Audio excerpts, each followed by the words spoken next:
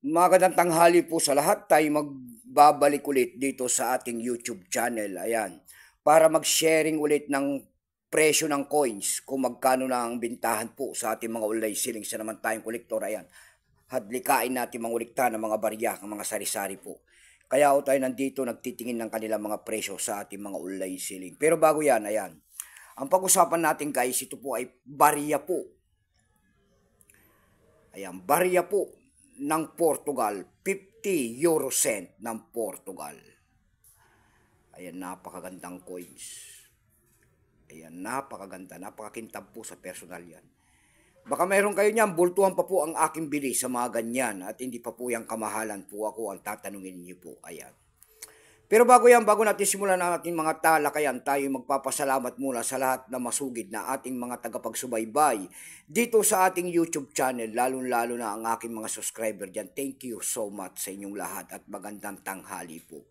Maraming salamat din po sa nanonood sa ating FB page. Lahat po na nakapalo sa aking FB page, thank you so much din po sa inyong lahat. Mabuhay po kayo and God bless. Suportahan nyo na rin sana ang aking FB page, ayan, Samuel Soriano. Yun naman po, hindi pa po nakapag-subscribe dito sa ating YouTube channel. Ayan, anyayaan ko lang sana kahit malaking tulong na po ubagay ang inyong magagawa. Tulad na lamang po sana ng pagpindot ng ating subscribe button, like and share para ma-update ko naman kayo sa mga bago ko pang ilalabas na video about coins. Ayan. Ayan, tignan natin ang presyo nito kung magkano ng kaniyang bintahan. Pero bago yan, kilalanin mo muna natin ang coins na yan. Issue po niyan ay Portugal po.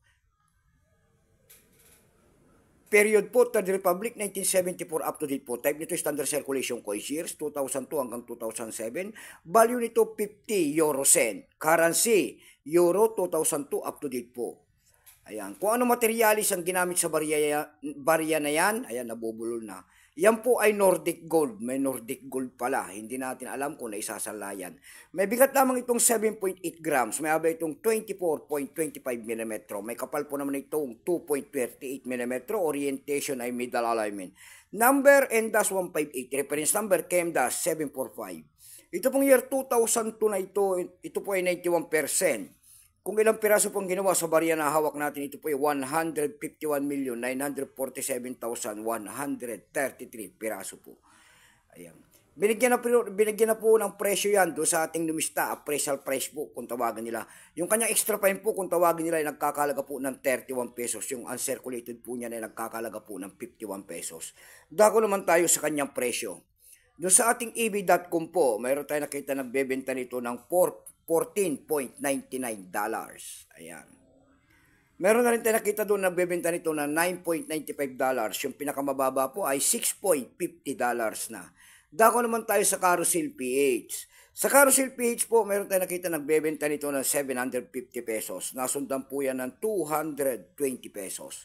Yung pinakamababa po na bintahan doon natin nakita ay 65 pesos na.